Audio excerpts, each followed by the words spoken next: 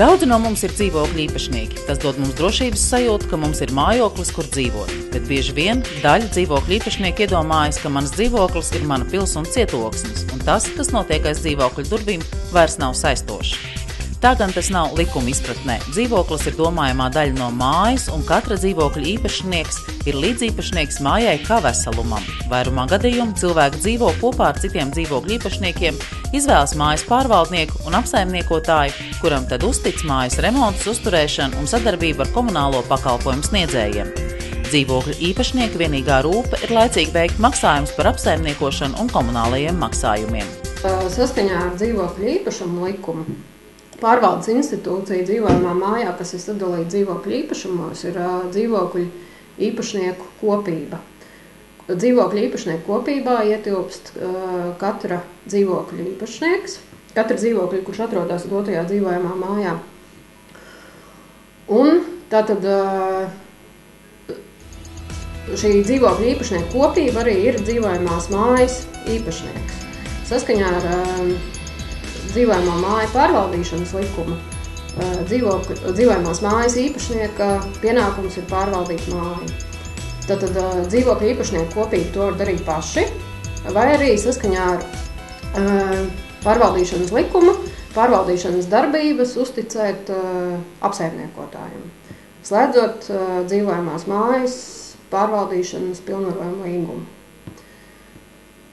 Pamatojoties uz šo te noslēgto līgumu, tātad dzīvojamās mājas apsaimniekotājs slēdz līgumus ar komunālo pakalpojumu sniedzējiem, tā skaitā ar Liepājas enerģiju par siltuma apgādes pakalpojumu nodrošināšanu katrai konkrētai dzīvojamai mājai. Tā tas ir tajos gadījumos, kad mājas apsaimniekotājs jeb pārvaldnieks, kuru mājas dzīvokļu īpašnieki pilnvarojuši māju apsaimniekot, godprātīgi pilda savas funkcijas. Diemžēl ir gadījumi, kad apsaimniekotājs savus pienākumus neveic godprātīgi vai pat izmanto kādās savās sautīgās interesēs. Ir bijuši gadījumi, kad mājas apsaimniekotājs aizbēga ar visu mājas naudu. Tāpat ir bijuši gadījumi, kad mājas apsaimniekotājs nospēlē mājas naudu azartspēlēs. Arī pēdējo gadu skaļākie notikumi iepriekš ar dzīvokļu kooperatīvu KI2 un šogad ar Remaks nami un Remaks nama servisi. Lai kā arī to negribētos, dzīvokļu īpašnieki ir tie, kas izvēlējušies apsaimniekotāju un pilnvarojuši to darboties savā vārdā. Pilnvarotājam ir saistošs viss, ko viņa vārdā ir uzņēmies pilnvarnieks.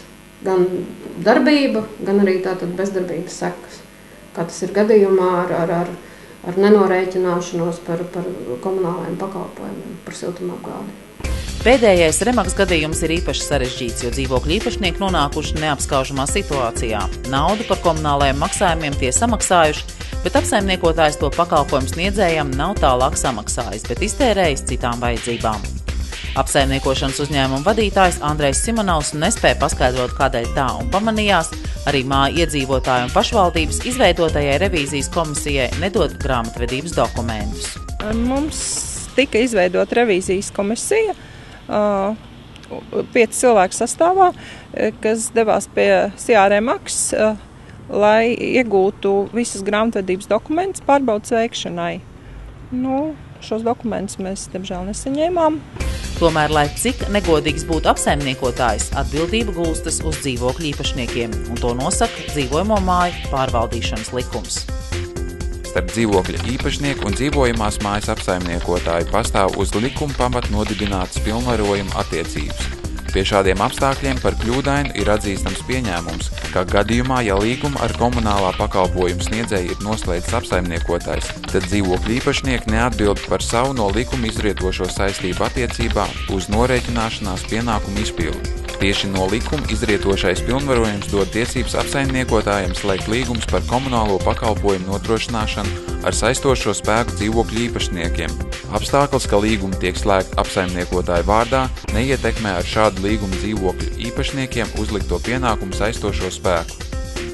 Problēmas ar Remaks apsaimniekotajām mājām parādījās jau pavasarī, bet apsaimniekotājs noslēdz vienošanos ar vienu no lielākajiem komunālo pakalpojumu sniedzējiem SIA Liepājas enerģiju, bet tālāk par solījumiem netika. Jau vasarā Remaks mājām parādu dēļ atslēdz karsto ūdeni, bet uzsākoties apkurses sezonai problēmas sāsinājās, jo šo māju iedzīvotājiem bija reāli iespēja palikt bez apkurses. Sarunas norit ar mājām, ar katru māju atsevišķi, gan ar biedrību vadītājiem, gan reizēm arī plašākā lokā. Jāsaka, sarunas norit diezgan smagi, jo jautājums ir ļoti sasāpējis, nav viegli risināms. Ja kādreiz šīs remaksas apsaimniekotās mājas kopskaitā bija 15, kuras saņēma centralizēto siltumnīcu gādi, tad šodien ir problēma palikusi pa 7 mājām. Tās sarunas risinās arī ar panākumiem, un esam ar vairākām mājām panākuši vienošanās, esam gājuši viņiem pretī, bet diskusijas ar pārējām turpinās.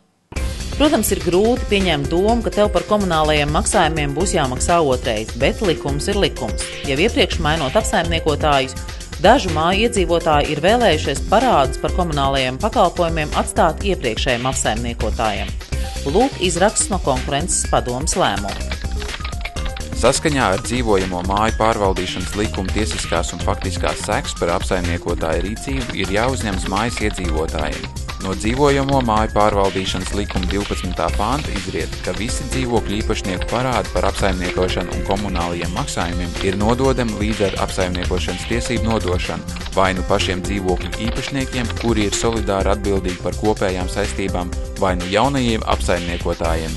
Iedzīvotājiem pašiem jālemj par cita apsaimniekotāja izvēli un esošo parādu saistību dzēšanas kārtību.